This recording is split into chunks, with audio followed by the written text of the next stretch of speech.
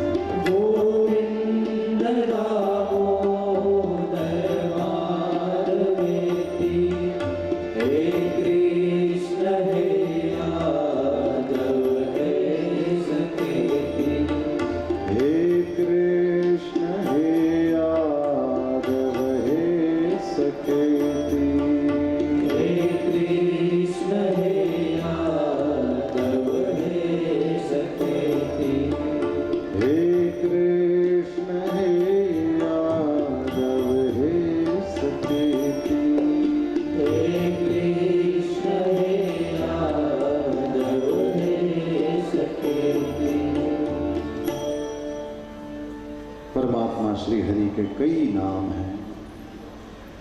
सखा भी वे हमारे हैं, माता पिता विद्या द्रविण, अरे सर्वम मम देव देव, भगवान सब कुछ हैं।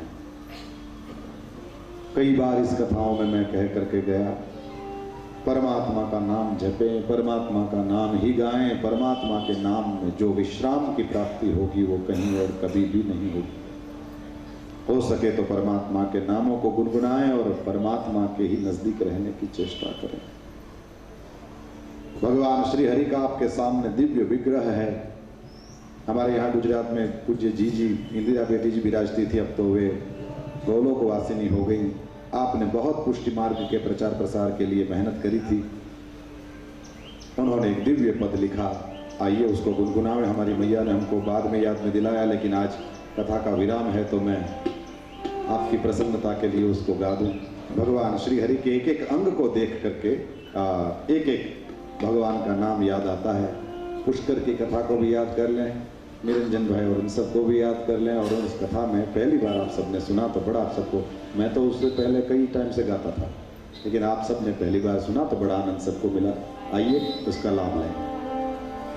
लाव हथेड़ी श्याम लकी दऊं, है ये हरिवर नाम लकी दऊं। लाव हथेड़ी श्याम लकी दऊं, है ये हरिवर नाम तारी लाव हथेड़ी श्याम लकी दऊं, है ये हरिवर नाम लकी दऊं। लाव हथेड़ी श्याम लकी दऊं, है ये हरिवर नाम हो आंगड़ी ऊपर आत्म प्यारो कर, ऊपर किरदार लकी दऊं। आंगड़ी ऊपर आत्म प्यारो कर, ऊपर किरदार लकी। तारी लाव हथेड़ी श्याम लकी दऊं, है ये हरिवर नाम लकी दऊं। लाव हथेड़ी श्याम लकी दऊं, है ये हरिवर नाम लकी दऊं। मुख ऊपर माखण खाना रो, गाल ऊपर गोविंद लकी दऊं। मुख ऊपर माखण खाना रो, गाल ऊपर गोविंद लकी दऊं। मुख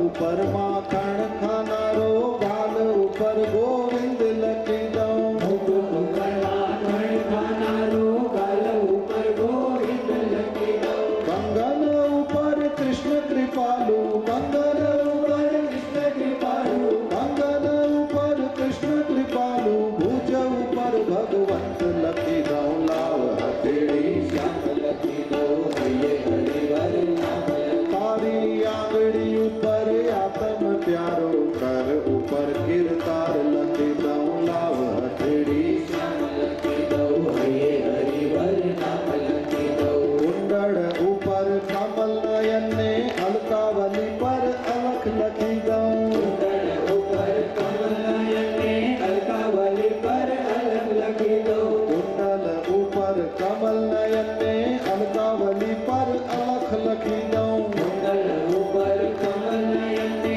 अलकावली पर अलग लकी दऊं। नासिका ऊपर नटवर नागर, नासिका ऊपर नटवर नागर, हे नासिका ऊपर नटवर नागर, नथड़ी माँ श्रीनाथ लकी दऊं। लाव हथेड़ी श्याम लकी दऊं, है ये हरिवर नाम लकी। तारी आंगड़ी ऊपर आत्म प्यारो कर, ऊपर किरदार लकी दऊं। लाव हथेड़ी श्याम लकी दऊं, है ये हरिवर नाम लकी दऊं। अधर ऊपर अंतर्यामी, बिंदी ऊपर ब्रज चंद्र लकी दऊं। अधर ऊपर अंतर्यामी, बिंदी ऊपर व्रत चंद्र लकी दऊं। अधर ऊपर अंतर्यामी, बिंदी ऊपर ब्रज चंद्र लकी दऊं। अधर ऊपर अंतर्यामी, बिंदी ऊपर व्रत चंद्र लकी दऊं। पापड़ ऊपर परमानंद ने, पापड़ ऊपर परमानंद, तारी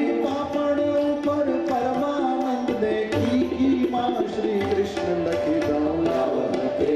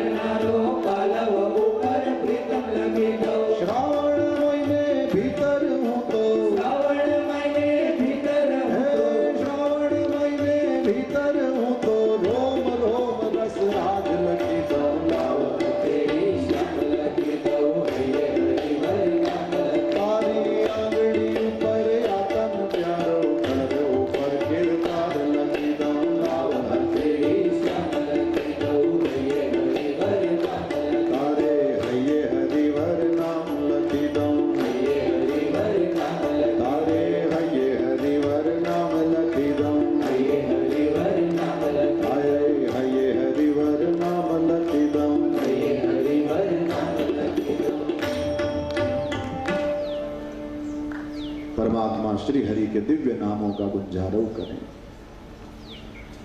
ठंडे ठंडे पानी से नहाना चाहिए और गाना आए या ना आए, इसमें से एक आध कुछ संगीत पड़ा है, बाकी सब एक नंबर के अंगूठा छाते हैं जितने बैठे हैं। लेकिन भगवान का नाम गाते हैं तो सबको अच्छा ही लगता है, क्योंकि प्रेम का, सत्य का, करुणा का, दया का जो स्रोत है, अनुग्रह का जो स्रोत है, वो सब गाते हैं। भगवान का नाम मधुर है, मधुर ही रहेगा।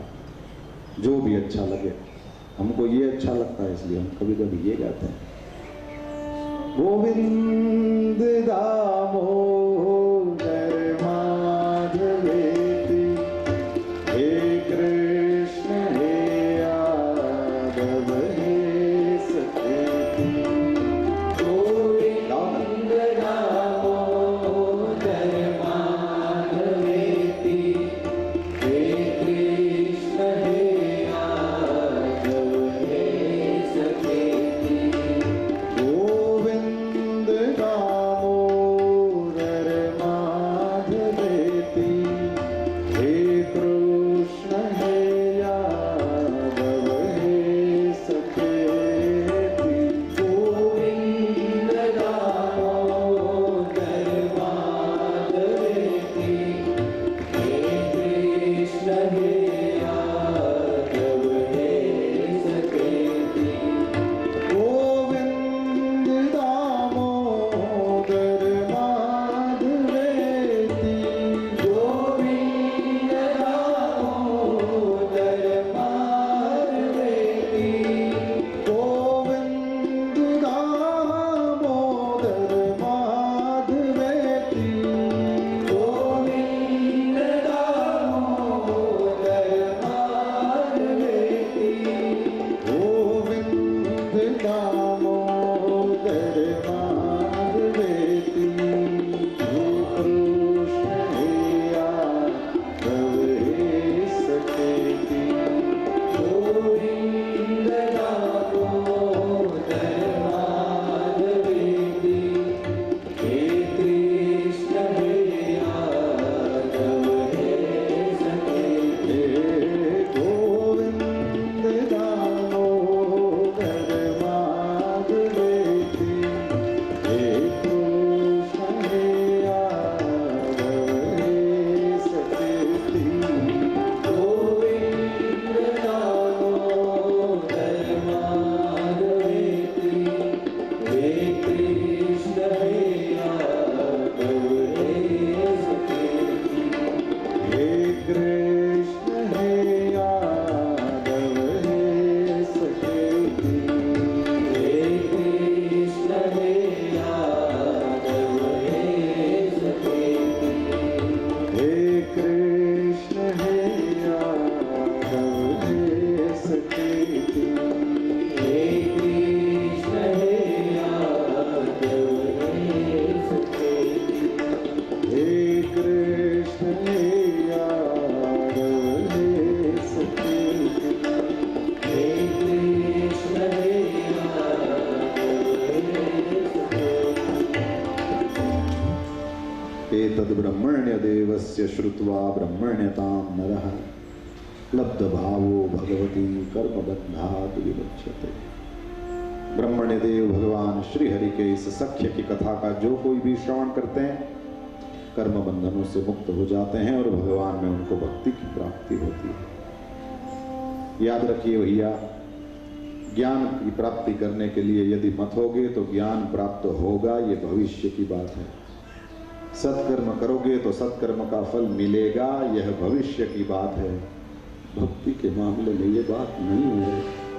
जब भी भगवान का स्मरण करोगे तो उस समय रोकड़ी भक्ति तुम्हारे हाथ में है। प्रेम भविष्य की बात नहीं होती है, प्रेम वर्तमान की बात है। कथा सत्संग सुनने से भगवान में भाव होता है, ये भविष्य की बात नहीं है, ये वर्तमान की बात है। इसी समय हम प्रेम से सराबोर होते हैं जब हे गोविंद हे गोपाल परमात्मा को जब याद करते हैं तो इसी समय भक्ति की प्राप्ति होगी, भविष्य की बात नहीं है। इसी वजह से जहां भी भगवान का नाम गाने की बात आवे, अकेले पढ़ो, रात में पथारी पड़े हो, नींद नहीं आती, वहीं से पुकार, पुकार खाली नहीं जाती। लेकिन वो तो यदि लालसा से और कामना से करी जाए तो की बात है। लेकिन परमात्मा के प्रेम से भरकर कोई भगवान को पुकारेगा, चाहिए कुछ नहीं, बस ऐसे ही तेरी याद आ गई। वही सांसें और तेरी यादें एक समान है, ना लूं तो मर जाऊं, बस वैसे ही प्रेम में जियो प्यारे, जीवन का यह परम फल है। फिर तो सूर्य ग्रहण का समय आया और कुरुक्षेत्र में सभी मिले हैं। कुरुक्षेत्र में ही गोप गोपी और कृष्ण फिर से मिले हैं।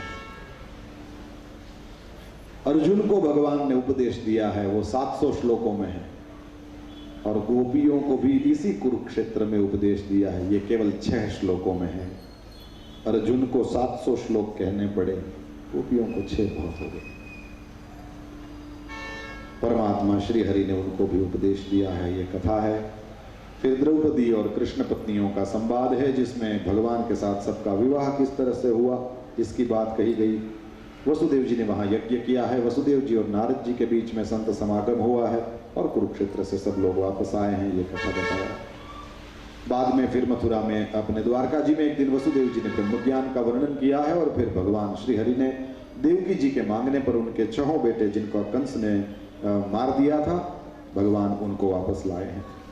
फिर तो परीक्षित ने प्रश्न पूछा कि मेरे दादा मेरी दादी को कैसे भगा के ले गए थे, ये बताइए। तो ये बताया, अर्जुन सुभद्रा के हरण की कथा है। तो अर्जुन के दादा ही हुए ना, और हरण ही हुआ था, ये हरण ही करते थे। पता नहीं अरेंज मैरिज में क्या प्रॉब्लम थी, ये कार्यालय फ्री नहीं मिलते होंगे मेरे ख्याल से, और उनको जब शादी करनी हो तो कुछ खाली नहीं मिले, तो इसका मतलब ये थोड़ी शादी नहीं करे। तो कहते हैं पहले वो भागा दौड़ी वाला ही था, पता नहीं क्या, कृष्ण की बहन को भी उठाया। बताओ, असल में आपको बताऊं, ये प्रेरणा देने वाले भी कृष्ण ही थे। अर्जुन था वनवास में, फिर द्वारका आया तो कृष्ण से मिला। कृष्ण भगवान चाहते थे कि मेरी बहन का विवाह अर्जुन से होए, और दाऊ दादा चाहते थे कि दुर्योधन से होए, क्योंकि दुर्योधन उनका चेला है। गदा युद्ध दुर्योधन सीखा है दाऊ दादा से। सो इस तरह से इनके मन में था। तो कृष्ण भगवान ने सोचा कि ऐसा करें कि देखो, अरेंज मैरिज तो होना नहीं है बहन का, क्योंकि दाऊ दादा चाहते हैं दुर्योधन के साथ, मैं होने नहीं दूंगा, और मैं चाहता हूं अर्जुन के साथ, लेकिन दाऊ दादा ये होने नहीं देंगे। तो करें क्या, अपनी ही चलानी हो, भगवान तो अपनी ही चलावे, इसी को भगवान कहें। तो क्या करें, बोले ऐसा करता हूं कि अर्जुन के मन में सुभद्रा के लिए थोड़ा सा प्रेम जागृत हो जाए, तो फिर आगे वाला सब काम बन जाए। तो एक दिन अर्जुन बगीचे में खड़ा खड़ा छिप छिप के सुभद्रा को देख रहा था, और सुभद्रा सारी सखियों के साथ खेल रही वहां। तो हुआ क्या, कृष्ण वहां से पीछे से आए और उसके कांधे पे हाथ रखा। तो अर्जुन को कृष्ण ने कहा, बोले वो लड़की को देख रहा हूँ। हाँ, क्यों, सुंदर है? बोले हाँ यार, है तो बहुत सुंदर। कृष्ण ने कहा मेरी बहन है। अर्जुन ने कहा मतलब सुंदर है, मतलब सुंदर है, और कुछ नहीं कह रहा हूँ। बोले मुझे सब पता है, झूठ मत बोल। आओ बेचारा ठरी क्यों, ठरी जाए ना कोई, एक हमारी बहन से हूँ था। ठाकुर जी ने कहा कि ये सब मेरी ही लीला है, होशियारी मत कर, तुझे यदि अच्छी लगती है तो फिर कुछ व्यवस्था करें। अर्जुन ने कहा क्या बात है? बोले ये मेरी बहन है, इसका नाम सुभद्रा है, भद्रा जो कल्याण करती है, और ये अर्जुन है जिसका हृदय रुजु माने कोमल है। भक्ति कठोर हृदय में दुर्योधन में नहीं जाएगी, भक्ति तो अर्जुन को ही मिलेगी। फिर तो एक बार देवी पूजा के लिए निकली बाहर, और अर्जुन ने वहां से हर लिया। थोड़ी देर अर्जुन जी का नाम सुना तो भी दाऊ जी शांत नहीं हुए। बहन को इस तरह से उठा के ले गया, ये वो, छोड़ेंगे नहीं उसको, मारेंगे काटेंगे, ये सब बहुत दाऊ जी बोले।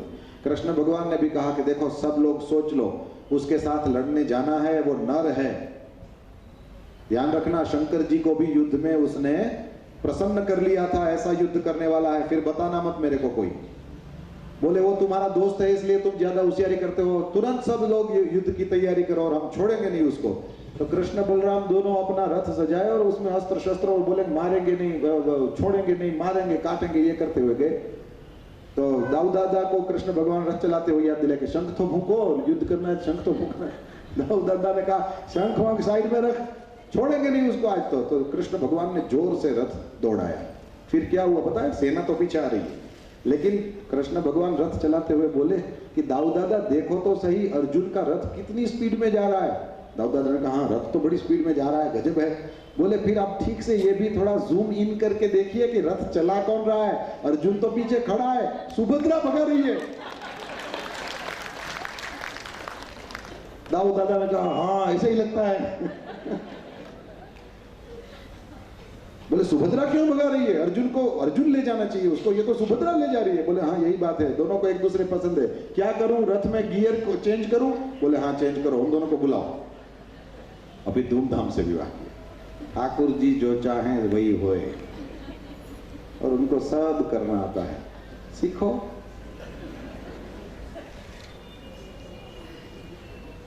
भद्रा कल्याण करने वाली भक्ति है। भगवान धर्म संस्थापना के लिए आए हैं। लीला कैसी भी करें, लेकिन इस सत्य को हमेशा, किसी लीला को देख लो, धर्म संस्थापना ही दिखेगी।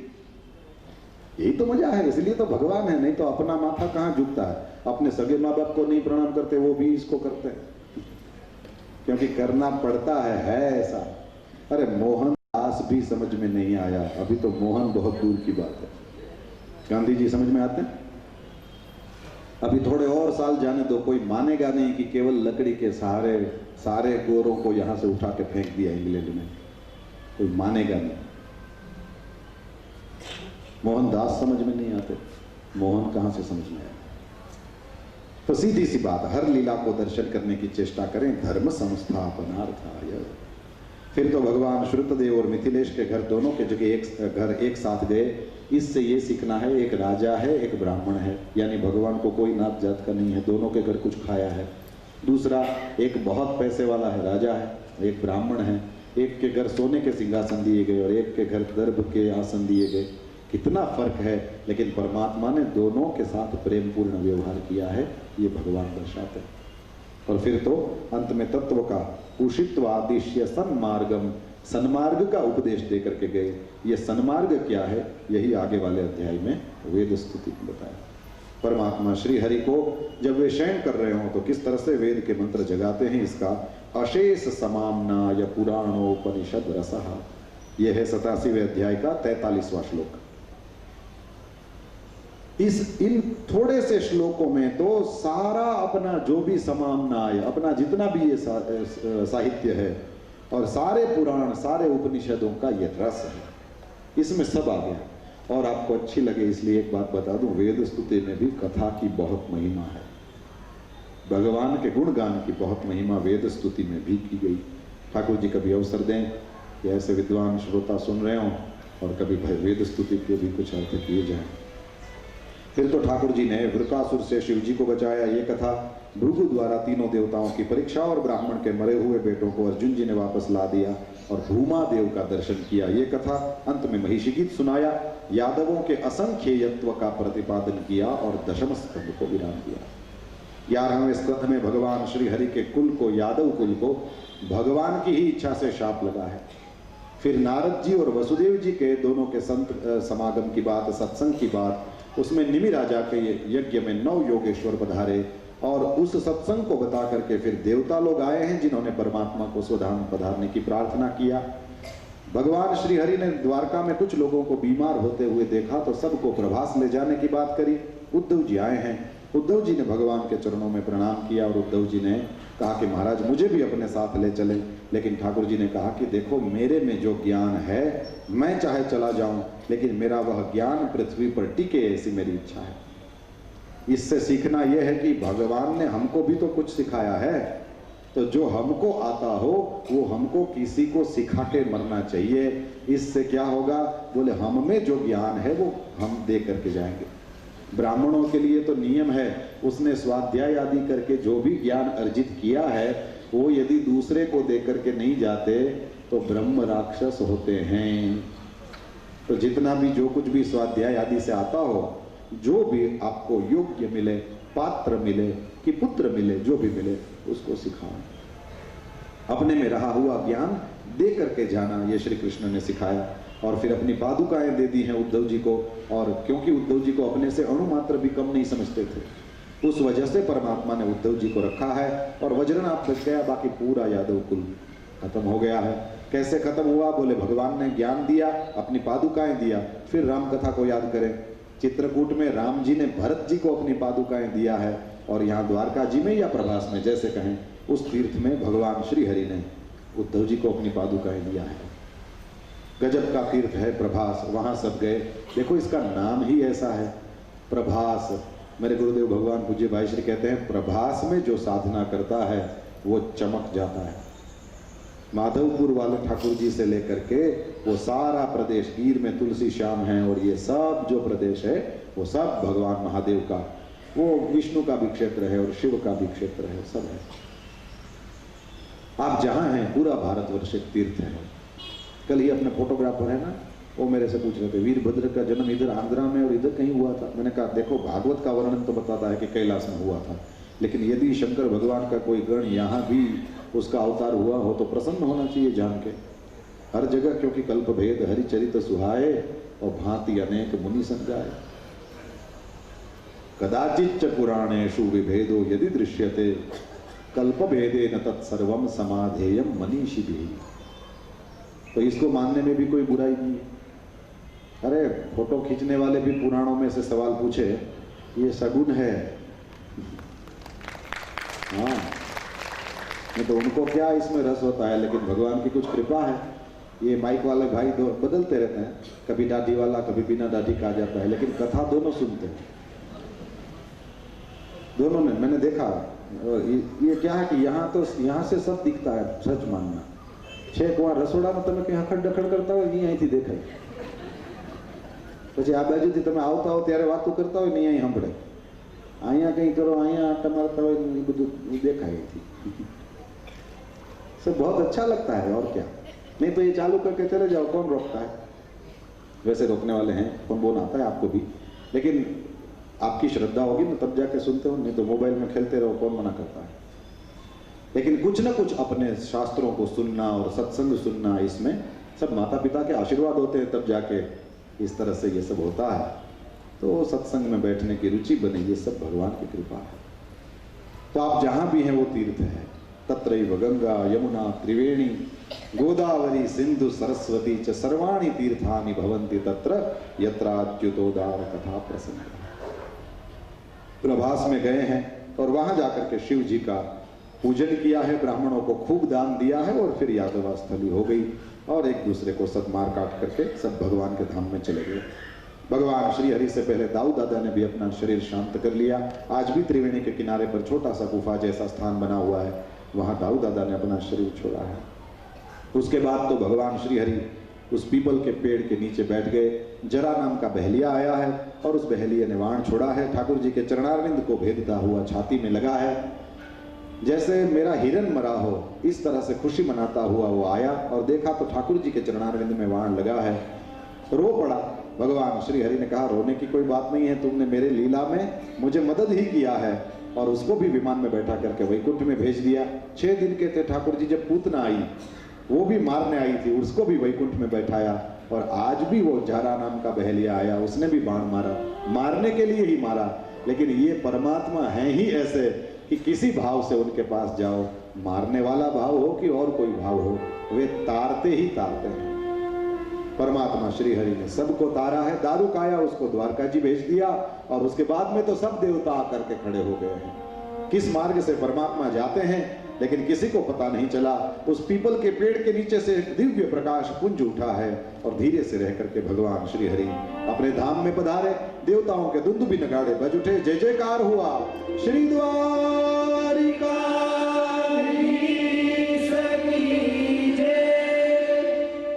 श्री हरि के स्वधाम गमन की बात करी है। और फिर यादवों का उसके बाद में वसुदेव देव की, राम की पत्नियां और उन सब ने क्या किया उसका वर्णन। फिर कलयुग के राजवंशों का वर्णन आश्रय लीला के प्रारंभ में, और कल धर्म निरूपण किया। कल की अवतार कब होगा, सत्ययुग का प्रारंभ कब होगा जानना है? कब तक कलयुग चलेगा? देखिए 4,32,000 वर्ष का ये कलयुग है ओनली। और उसमें से 5000 चले गए हैं, बस वही 4.25 लाख बाकी है। कई बार वापस आना है और क्या करना है, कथा ही करना है। आना तो कई बार है। हरि ना जन तो मुक्ति न मांगे, वो मांगे जन्मों जन्म अवतार रे। नित सेवा नित कीर्तन ओछो, निरखवा नंद कुमार रे। भूतल भक्ति पदार्थ मोटू, ब्रह्मलोक मा नाही रे। पुण्य करी अमरापुरी पाम्या तोय 84। हरिना जन तो मुक्ति न मांगे, न मोक्षस्याकांक्षा।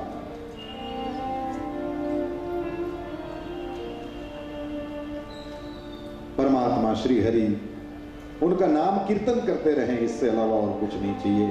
भूमिगीत बताया, कलयुग के दोषों से तरने का एकमात्र उपाय भगवान के नाम का कीर्तन ही है, यह बताया है। पुंसाम कलिकृतान दोषान द्रव्य देशात्म संभवान सर्वान। यहां पर सुखदेव जी महाराज ने स्पष्ट कहा है, यह 3रे अध्याय का 45वां श्लोक है 12वें स्कंद में। कहते हैं कि किसी प्रकार का कोई भी दोष क्यों न हो, यदि पुरुषोत्तम को अपने मन में बैठा लोगे तो पुरुषोत्तम भगवान मन में बैठ करके वो सारा का सारा हर लेंगे। तुम्हारे 10,000 जन्म के भी अशुभ क्यों न इकट्ठे हो जाएं, लेकिन भगवान की कथा सुनो, भगवान का कीर्तन करो, भगवान का ध्यान करो, भगवान की पूजा करो, और केवल आदर भी दे दो तो नृणाम धुनोति भगवान हृत्स्थो जन्मायुता शुभम। इससे दयालु परमात्मा कौन है? इसलिए हृदयस्थम कुरु केशवम, भगवान को अपने हृदय में बैठाओ। फिर 4 प्रकार के प्रलय का वर्णन करके भगवान सुखदेव जी ने परीक्षित के मृत्यु के भय का निवारण किया है। परीक्षित, तुम मर जाओगे ऐसी पशु बुद्धि में मत रहना। सुखदेव जी महाराज ने अपना अंतिम उपदेश देते हुए कहा, जब ये शरीर नहीं था तब भी तुम थे, आज ये शरीर है तो उसको पहन करके तुम ही बैठे हो। कल को यदि शरीर गिर भी गया तो तुम्हारे लिए कोई रोने धोने की बात नहीं है, क्योंकि तुम तो हमेशा से हो। यह कुर्ता पहन करके मैं ही बैठा हूं, इस कुर्ते को बनवाया मैंने, ये कुर्ता नहीं था तब भी मैं था, ये है तो इसको पहन करके मैं ही बैठा हूं। कल को यदि कहीं फट गया, ये कुछ और हो गया, तो इस कुर्ते को फेंक दूंगा, दूसरा ले लूंगा, दूसरा पहन लूंगा। मैं कहां जाने वाला हूं? बस उसी तरह से जो मैं हूं वही आत्मा है, वही अपना शुद्ध स्वरूप है। और यह जो ऊपर से चोला पहना है, कोई स्त्री का, कोई पुरुष का, कोई बच्चे का, कोई पैसे वाले का, कोई गरीब का, कोई विद्वान का, कोई मूर्ख का, ये सारे चोले भर हैं। परमात्मा का ध्यान उस पर नहीं है। तुम्हारे विचार कैसे हैं, तुम किस तरह से भगवान का नाम लेते हो, उस तरह से ही तुम्हारा निर्णय किया जाएगा। मरना तो सबको है, आज है कोई कल है, लेकिन मरने से पहले मर नहीं जाना। जब तक वह घड़ी न आ जाए उससे पहले नहीं मरना, और भगवान का नाम लेते रहना और मौज में रहना। सुखदेव जी महाराज ने राजा से कहा, और कुछ सुनना चाहते हो? राजा ने चरण में मस्तक नवाया है, महाराज अब तो आपने जो कहा है उस पर आचरण करना है। कितना सुनेंगे, ये तो पूरा ही नहीं होता। अब तो हमको आचरण करना है इस पर। आपने कथा नहीं सुनाया, आपने भगवान का दर्शन कराया महाराज, कानों को भर दिया है भगवान की कथा से, हृदय प्रफुल्लित है भगवत प्रेम में, मन नाच रहा है भगवान की बातों को सुन करके। अब तो आपके आशीर्वाद से इन पर अपना कुछ आचरण करेंगे।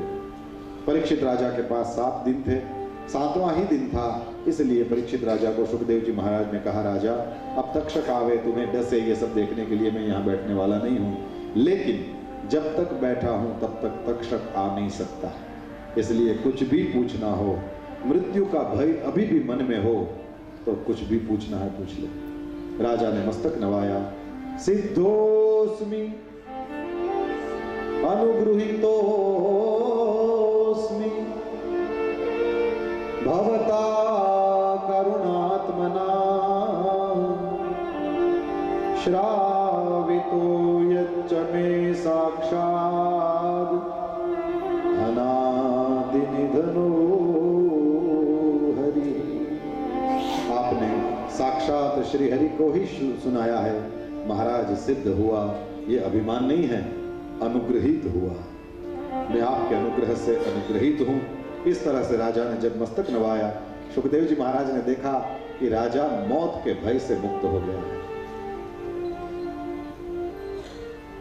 भगवंस तक्षकादिभ्यो मृत्युभ्यो न बिभेम्य हम, ये जब राजा ने कहा तो सुखदेव जी महाराज को बड़ा संतोष मिला है। आज पारसमणि ने लोहे को पारसमणि बना दिया। आज संत ने अपने श्रोता को संत बना दिया। आज गुरु ने अपने चेले को गुरु ही बना दिया। और जब उस ब्रह्मात्मय के बोध हो गया तो परम संतोष के साथ, जैसे किसान अपनी वो फसल को लहलहाती हुई फसल को देख करके प्रसन्न होता है, उससे भी कई गुना, क्योंकि वो तो सांसारिक आनंद है और ये परमानंद है। बस परमानंद ही श्री कृष्ण है। कृष्ण की प्राप्ति हुई, देखा, परम प्रसन्न हो गए और वहां भी नहीं चिपके। जैसे कहां से आए थे किसी को पता नहीं, वैसे यहां से भी आसन उठा लिया है, बगल में दबा लिया है। राधा कृष्णमय संसार को वंदन करते हुए, दृष्टि नीची है, अपने चरणों में हाथ जोड़े हैं और सिर नवाया हुआ है, और उस तरह से वंदन करते हुए, सबको प्रणाम करते हुए, सबका मंगल चाहते हुए श्री सुखदेव जी महाराज वहां से भी निकल गए। सब ऋषि मुनियों ने जय जयकार किया है। श्री सुखदेव जी महाराज की जय। गंगा की तरह बहता हुआ संत साधु चलता भला, जीवन है जैसे बहता हुआ पानी, बंधाई जाए तो गंधाई जाए, इसलिए बंधने नहीं देना, किसी एक जगह में इसको बांध करके नहीं रखना, बस बहते रहें, चलना ही जीवन है। चरई वेति, क्योंकि चरण वही मधु विंदति। परमात्मा का नाम संकीर्तन करते हुए फिर से जन्माद्यस्य यतोन्वयादितरतश्चार्थेष्वभिघ्नस्वराट् तेने ब्रह्म हृदय आदि कवये मुह्यन्ति यत्सूरयः तेजो वारि मृदाम यथा विनिमयो यत्र त्रिसर्गो वृषा धाम्ना स्वेन सदा निरस्तकुहकं सत्यं परम धीमहि। पहले स्कंद के पहले अध्याय का पहला श्लोक गाते हुए श्री सुखदेव जी महाराज, ये गंगा कभी रुकती नहीं, तो बहती ही रहती है, इसी तरह बहती रहेगी। इसके बाद में फिर परीक्षित राजा को आशीर्वाद देकर के सारे ऋषि मुनि वहां से चले गए हैं। अकेले परीक्षित राजा, जन्मेजय ने सोचा मेरे पिताजी को मरने नहीं दूंगा, कई सैनिकों को वहां रखा, लेकिन मौत से क्या बच पाओगे। परीक्षित की पूजा के लिए थालियां गई है और उस पूजा की सामग्री में किसी फल में तक्षक नाग आया है और वह बैठ गया है। जैसे ही वो रखा गया, अपना स्वरूप प्रकट किया और जहर की जहां ज्वाला छोड़ी, परीक्षित राजा का जिसका ऑलरेडी वह मिल गया था पर ब्रह्म में, केवल शरीर पड़ा था, वहीं पर राख का ढेर हो गया। आकाश में दुंदुभी नगारे बजे हैं, जय जयकार हुआ, बोलिए परीक्षित महाराज की जय। सुखदेव जी की जय तो बोले, लेकिन किसी राजा की जय क्यों बोले? बोले ये राजा नहीं, अब भगत है भगवान का।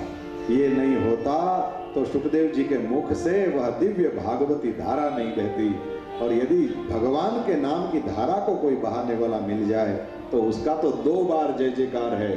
बोलिए परीक्षित महाराज की जय।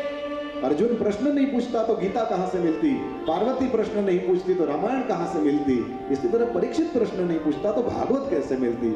हम उन प्रश्न पूछने वालों के भी प्रति हम कृतज्ञ हैं कि इन्होंने पूछा। इसके बाद तो जन्मेजय ने सर्प सत्र किया है, बृहस्पति ने आकर के उसको रोका है, वेदों के शाखा भेद बताए हैं।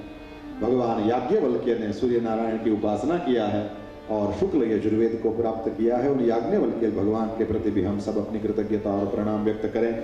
अथर्ववेद की शाखाएं बताई, पुराणों के लक्षण बताए हैं। 18 पुराण के नाम है, ब्रह्म पुराण, पद्म पुराण, विष्णु पुराण, शिव पुराण, लिंग पुराण, गरुड़ पुराण, नारद पुराण, भागवत पुराण, अग्नि पुराण, स्कंद पुराण, भविष्य पुराण, ब्रह्म वैवर्त पुराण, मार्कंडेय पुराण, वामन पुराण, वराह पुराण, मत्स्य पुराण, कूर्म पुराण, ब्रह्मांड पुराण।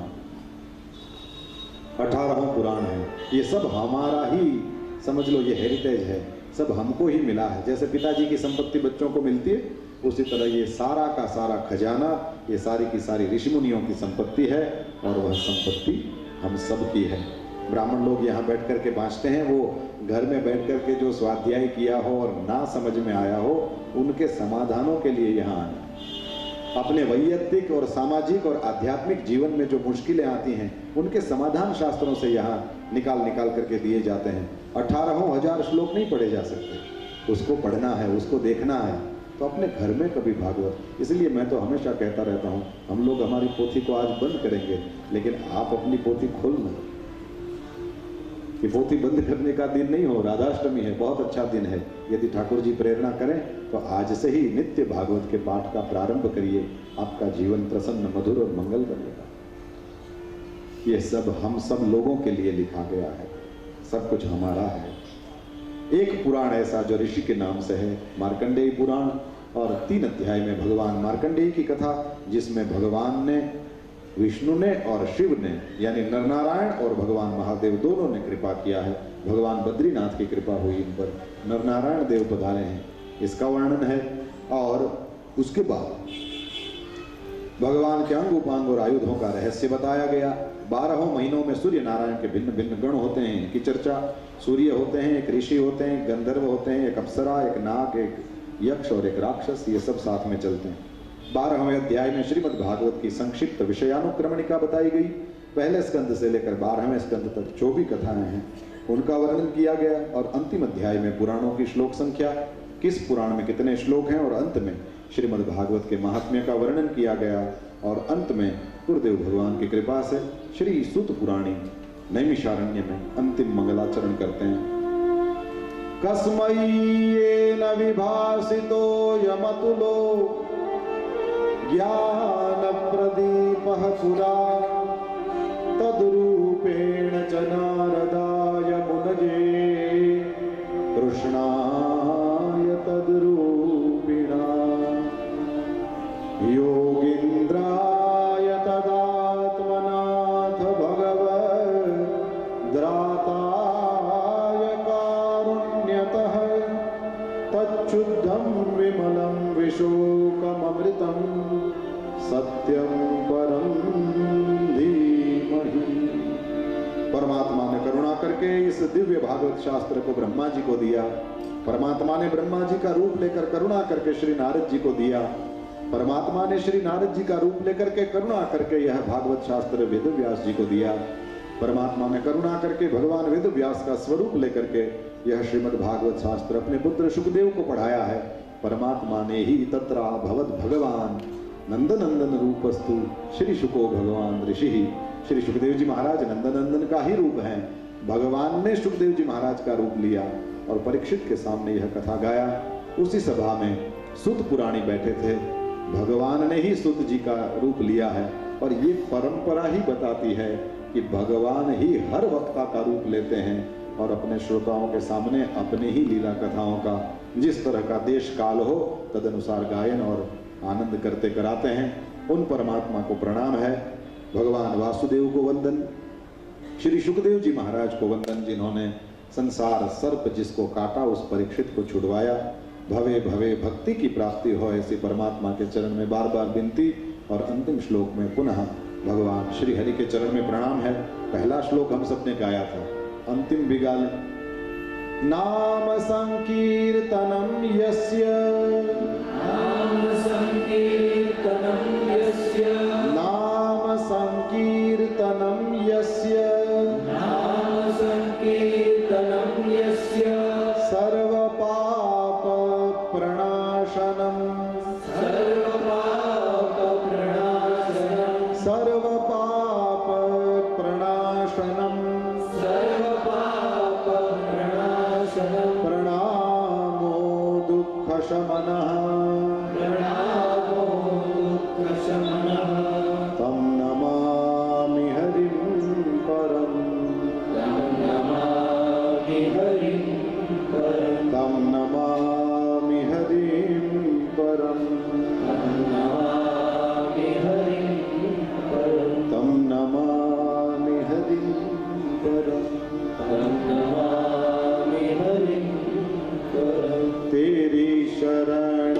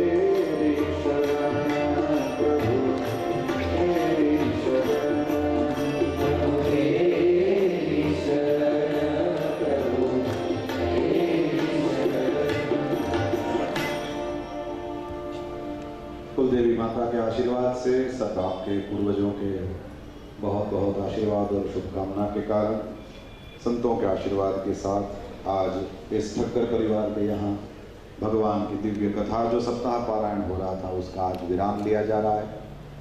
हम सब मिलकर के परमात्मा के चरणों में आज प्रार्थना करें कि प्रभु आपने इतना दिव्य अवसर दिया और हम सब बिना किसी विघ्न के और बिना किसी हमको नापसंद आए ऐसी घटना के हम प्रेम से इस दिव्य अनुष्ठान को कर पाए। परमात्मा श्री हरि जब कृपा करते हैं तो वो सामने आ जाएं, वो भी बहुत बड़ी कृपा है, लेकिन यदि सत्संग का दान कर दें तो ये मुझे लगता है परम कृपा है उनकी। एक साथ इतने लोग बैठ करके इतना समय निकालें, सच में इनको भी पता नहीं होगा कि सवेरे भी इतने ही लोग आ जाएंगे, कोई मन में कल्पना नहीं होगी। लेकिन ये सत्संग के लिए अच्छी बातें सुनने कहने के लिए ये जो भूख है परमात्मा का ही यह आशीर्वाद है। इन पवित्र दिनों में जब गणेश जी का सर्वत्र स्थापन हुआ है और हम लोगों ने भागवत की कथा किया है, परमात्मा के चरणों में प्रार्थना है जिन्होंने यह अवसर दिया उन सब परिवार के सब लोगों के घरों में भी उसी तरह गणेश जी बैठ जाएं और कोई अमंगल कभी भी ना रहे और सबका मंगल मंगल मंगल ही हो। सर्वेत्र सुखिनः सन्तु सर्वे सन्तु निरामयाः सर्वे भद्राणि पश्यन्तु मा कश्चित् दुःखभाग् भवेत्। जितना भी अमंगल जो कुछ भी हो, अब तो कन्हैया घर में आ गया और जिसके घर में एक बार कन्हैया आ जाए वहाँ भी यदि कोई अमंगल रहे तो फिर कन्हैया काहे का आया है, तो अब सब कुछ लेकर चला जाएगा। कहीं पाप रोग शोक दुख कुछ भी नहीं बचे। सब हम सब जिन जिन को लाभ मिला हम सब इस परिवार को आशीर्वाद दें, शुभकामनाएं दें अपनी, तुम्हारे परिवार में से कभी भी किसी प्रकार का अमंगल न दिखाई पड़े, सब लोग बड़े प्रसन्न रहें, मधुर रहें और आर्थिक और आध्यात्मिक दोनों प्रकार की खूब प्रगति हो। जिस दिन से पतित पावन भगवान के पास से हम लोग पोथी उठा करके यहाँ लाए, मुझे बड़ा अच्छा लगा। सब लोग बहुत आनंद से नाचते गाते हुए आए। शुरुआत ही इतनी बढ़िया हुई, वो well done well beginning is half done. तो उस तरह से मैंने देखा कि बारिश की तो संभावना रोज है, तो अपने भी थोड़ी कम है। ये लाइट चाहिए बस, क्योंकि ये माइक चलता रहे। यदि ये होए प्रकाश में यदि रहें तो बाहर वो कितना भी बरसे, अपने अंदर में भी बरसने में बिल्कुल कसर नहीं छोड़ेंगे। तो बारिश तो दोनों ओर हो रही थी, यहाँ से भगवान के चरित्रों का और प्रेम पूर्ण भगवान के नामों के गायन का वर्षा और वो वर्षा, और बाहर फिर वो भगवान की कृपा का वर्षा, ये दोनों ओर से वर्षा हो रही थी। हम सब ने बड़ा आनंद लिया, सब भीगे। और मैं बड़ा विश्वास करता हूँ कि चाहे बाहर से तो अंदर आप कोरे थे, लेकिन अंदर से जरूर आप भीगे होंगे। परमात्मा श्री हरि ने हम सबको यह अवसर दिया, इस वजह से हम बहुत कृतज्ञता अनुभव करते हैं। सारे उत्सव और जो भी यहाँ देखने को मिला, परिवार की यूनिटी देखने को मिली और परिवार का इन सब के साथ जो संबंध है वो भी देखने को मिला, और ये सब परम आनंद देता है। देखिए भैया, आप सबकी यह प्यास ही है जिसकी वजह से घंटों बोलता रहा। पहले तो मैं ऐसे मानता था कि ये ज़्यादा घड़ी की सुइयाँ आगे बढ़ जाएं, ये बहुत अच्छी बात नहीं है अपने लिए। तो वक्ता के रूप में तो यदि अच्छी बात है कि नहीं है ये तो पता नहीं है, इसमें ज़्यादा नहीं जाएं, लेकिन श्रोता के रूप में तो बेलगाम वालों, आप लोगों के लिए मैं भी ताली बजाऊंगा। Pin drop silence up to end, और भगवान की कृपा से अभी तो थोड़ी पिन ड्रॉप साइलेंस की आदत भी बनी हुई है, क्योंकि वहाँ जहाँ भी गए वहाँ हर जगह पिन ड्रॉप साइलेंस मिला और बहुत अच्छे से लोग कथा सुने। लेकिन अपना भी कोई कम नहीं है, और यहाँ की भूमि में ताकत ही कुछ और है, वाइब्रेशंस ही कुछ और आते हैं। और इस स्थान में तो वैसे ही गुरुदेव भगवान कथा करके गए, तो हम लोगों का तो ये पक्का मानना है कि जहाँ पर भी एक बार भी उनके चरण पड़ गए तो वो स्थान हमारे लिए तीर्थ बन जाते हैं। और वहाँ बैठ कर के यदि भगवान की कथा गाने को मिले तो ये भी तो उनकी कृपा और बहुत प्रसन्नता की बात है। थ्रू आउट इस कथा से वे परिचित रहे। वहाँ उनका 60वां जन्मदिवस आज मनाना शुरू हो गया। परसों तारीख के हिसाब से गुरुदेव भगवान पूज्य भाई श्री का 60 वर्ष पूरे हो रहे हैं, तो षष्ठी पूर्ति उत्सव।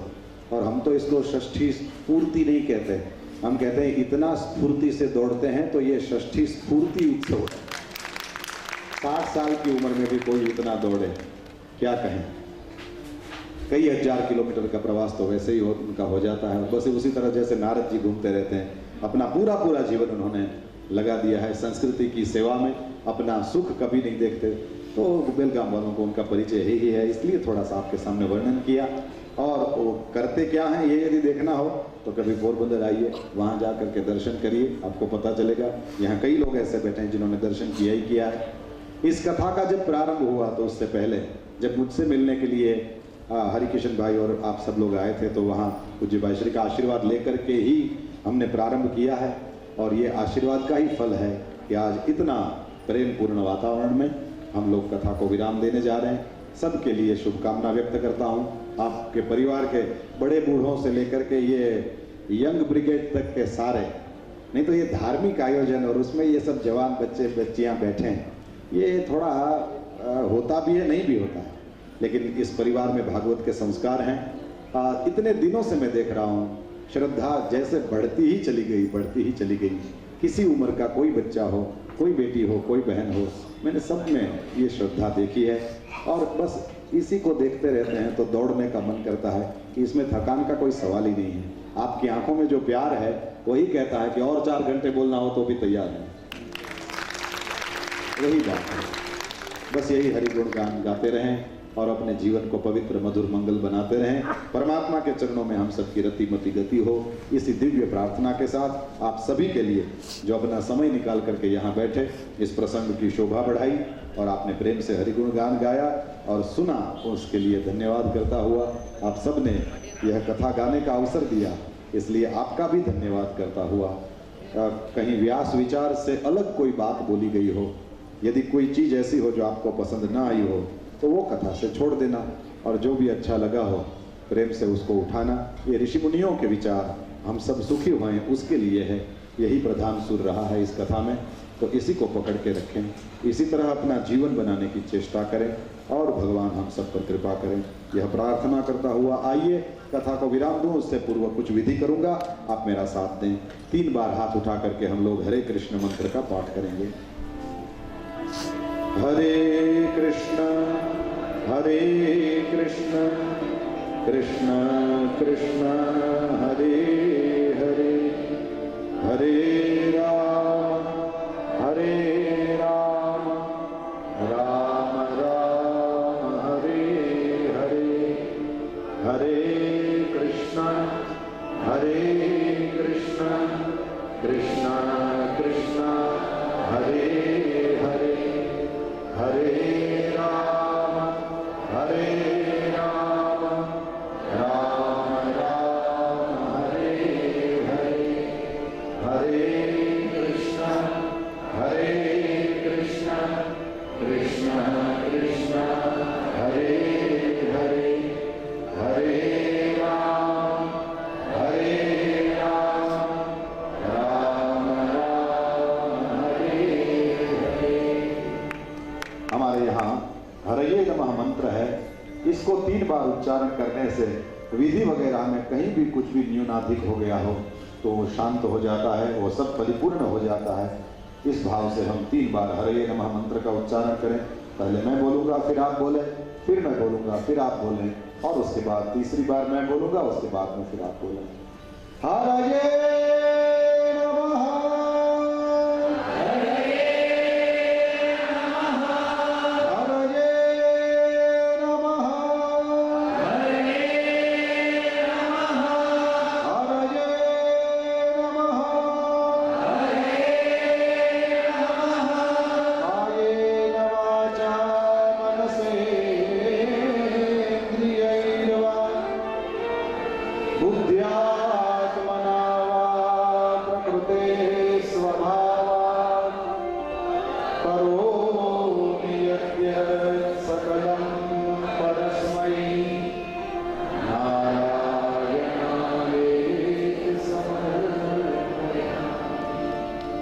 कुछ वर्षों पहले जाकर के पुष्कर में ब्रह्मा जी के घर में जाकर के हम लोगों ने भागवत का एक दिव्य अनुष्ठान किया।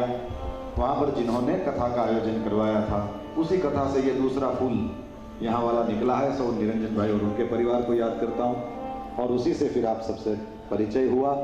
और भगवान श्री हरि की कृपा देखो भैया, कथा मिल जाए तो ये 30-32 की उम्र में भी इतना बढ़िया आयोजन करने को लाभ मिल जाता है। मेरे लिए तो ये 110वीं कथा है।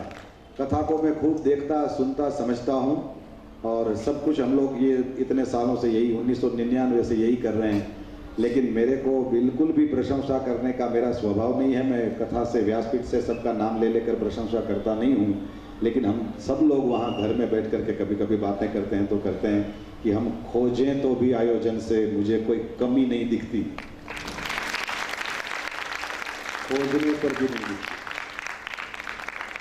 तो बलिहारी है इस दादी और इस बेटे की, बलिहारी है इस माँ की, और जहाँ कहीं भी आपके पिताजी हैं, आपको देख करके बहुत बहुत प्रसन्न हो रहे होंगे कि मेरे बच्चे मिलकर के भगवान का नाम ले रहे हैं। याद रखिए, उनको प्रसन्न करने का कोई उपाय नहीं, बस यही उपाय है, हम भगवान का नाम लें और उनको प्रसन्न करें। और बहुत ही सुंदर वातावरण में भगवान की जब कृपा उतरती है तो इसी तरह से उतरती है।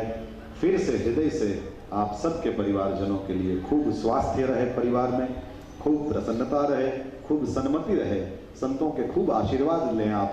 और भी बात सुना दूं, ठाकुर जी करें ऐसा अवसर फिर से मिले,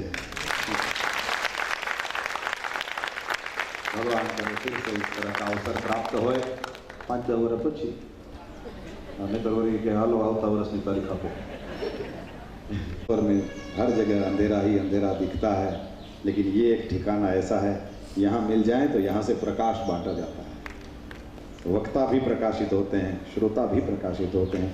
भगवान करे हम सबके जीवन में यह दिव्य अवसर आए। ये सब जो भी हमने अनुष्ठान किया, पूजा वगैरह से प्रारंभ करके श्रीमद् भागवत का नित्य सवेरे बैठ करके ये चारों पंडित प्रेम से बैठ करके पारायण किए। 18,000 श्लोकों का पारायण हुआ। हम सब ने मिलकर के सत्संग किया, सब लोग आए और इतने प्रेम से सब ने इस कथा का आनंद लिया। और ये सारा भी जो सब ने बैठ करके ओम नमो भगवते वासुदेवाय जितना जितना किया है, वो सारा का सारा पुण्य हम उस आत्मा के लिए समर्पित करें जिनके निमित्त हम सब लोगों को मिलने का अवसर मिला है। भगवान करे ऐसे अवसर बार बार आते रहें। आइए यह सब अनुष्ठान हम परमात्मा को ही समर्पित करें। अच्युतम केशवम श्री राम नारायणम कृष्ण दामोदरम वासुदेवम हरिम श्रीधरम माधवम गोपिका वल्लभम जानकी नायकम रामचंद्रम भजे पार्वती नायकम बालचंद्रम भजे राधिका नायकम कृष्णचंद्रम भजे। पूरे आयोजन से हम सभी ब्राह्मण लोग अपनी पूरी प्रसन्नता व्यक्त करते हुए, आप सबके लिए आशीर्वाद व्यक्त करते हुए आइए कथा को विराम दे रहे हैं। प्रेम से जय जयकार करें। श्री द्वारकाधीश की जय, श्री गोवर्धन नाथ की जय, श्री गिरिराज धरण की जय, सद्गुरु भगवान